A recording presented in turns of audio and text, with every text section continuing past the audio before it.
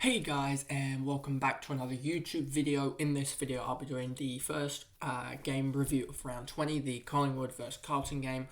What a game it was, and this started a run of, I think I only got the first two tips wrong, but I'm currently 3 for 6 I believe, and a lot of people are actually 0 for 6.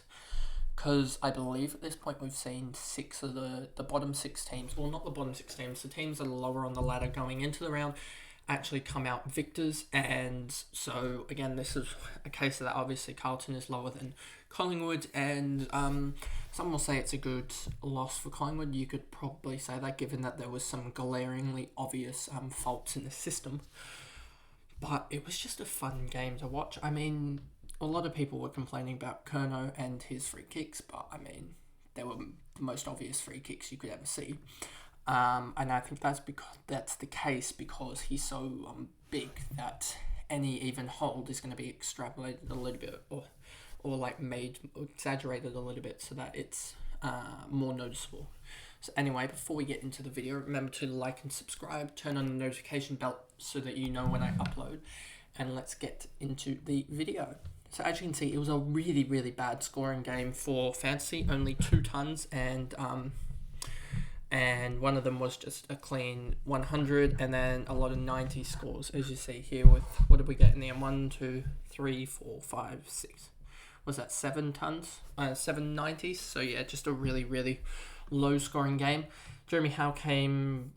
He's not going to score well. He just went forward and kicked 3 goals. Basically, that was it. As you can see here, a goal here, and a goal here. 3 goals off marks, and that's how he got his 36 in the last to get up to 98. Darcy Cameron probably survives another week now that Harry Himmelberg had a shocker.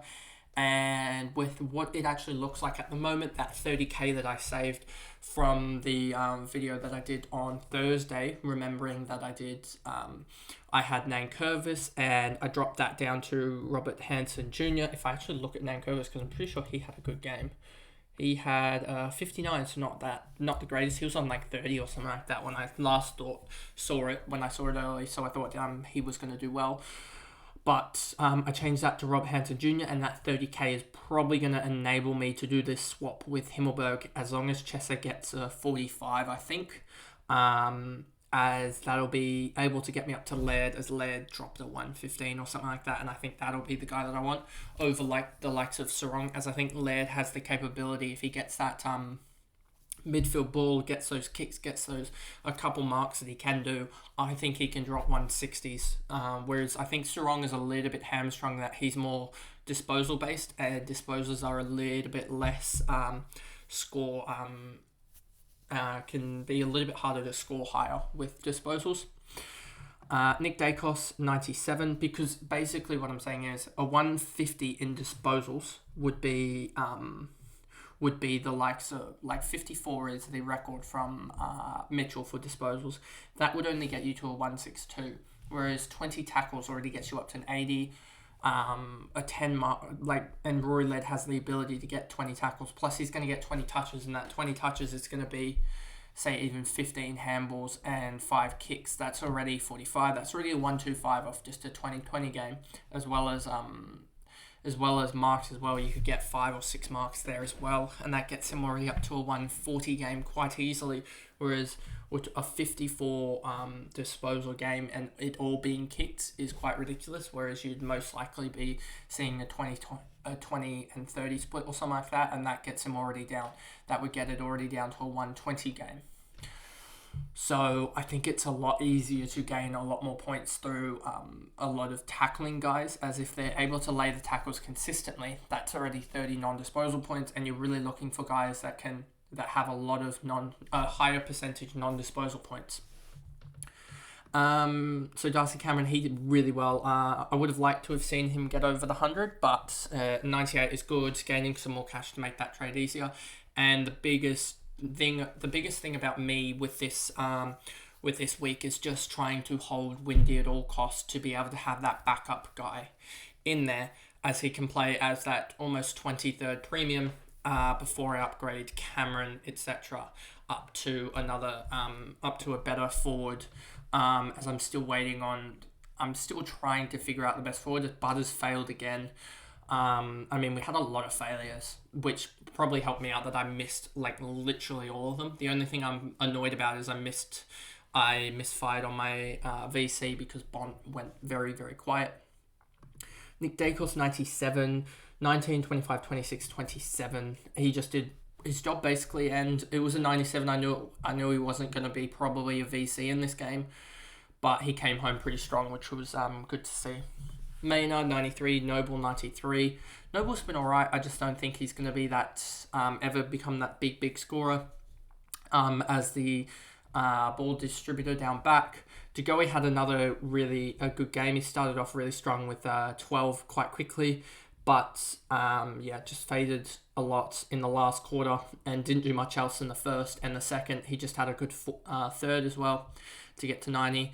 Dacos at 84, Mitchell 83, 33, 19, 23. He faded after the first, basically. Side bottom, Pendlebury, Lipinski, McStay actually, he could have got them closer in this game. I mean, he had 2 gettable shots. I'm pretty sure that he missed, which would have put them at 86 against 93, would have been close. I just don't think he's the proper forward that they necessarily need. Compared to some other guys, I just don't think they have that big key forward that they really want at this point, and that would almost complete their side. Chris Markov is really good. I'm surprised he went. He's been bounced around so much. He looks one of their, at least in their top 15, I'd say. Elliott didn't really do much in this game. McCreary, Moore didn't have as much of a damaging impact. Adams started off strongly, but then faded very, very quickly and didn't do much else. Murphy, Mychek, Quaynor, Cox did absolutely nothing. And he got most of his points off hit-outs. Gave away a couple of free kicks. Gave away a free kick here. It looks like, gave away a free kick, but it ended up on a 14. Not the best. I think he had 2 touches or something. What do you have? 3 touches and two handballs and a kick. But anyway, moving on to Carlton. And you have Nick Newman here. If I make that a little bit easier to see. He ended up with 1, 2, 3, was the highest scorer in the game, and just, I don't think it really matters because he's 1% owned. But, I mean, he's found something.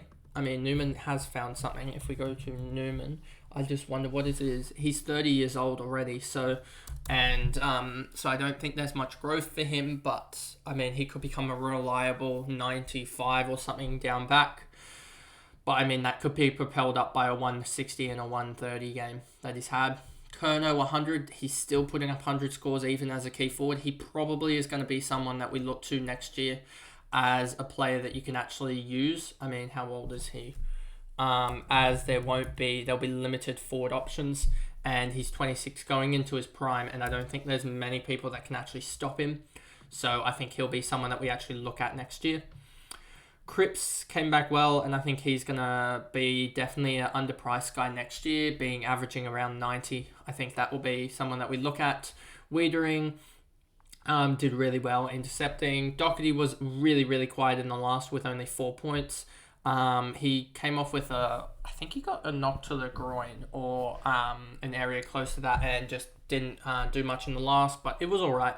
It wasn't the worst, and an 87 when most people have him isn't the worst.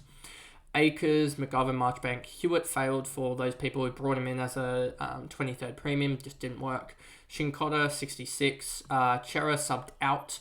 So that was a annoying thing for people that had him alongside the Walsh people as well, because Walsh is going to be out for another, I believe, week. So that means that, I mean, Hewitt will probably score well next week, but no one's going to be bringing him in. Saab, Martin, Kemp, Owies, Cottrell, Hollands, first game back, I believe, came back strong. Pitnet, Cunningham, Motlop, Fogarty, Dow, and De Koning. So that was just that was the game review here of the Carlton versus Collingwood. Not much really to talk about other than the continued injuries for the midfield of Carlton and how the Collingwood boys, for my sake, I got the 2 good scorers out of Cameron and Dacos, and Doherty is so high owned that it doesn't really matter. I mean, Doherty and Dacos don't really matter what they're going to do because they're so highly owned, especially in the top 1 to 2K.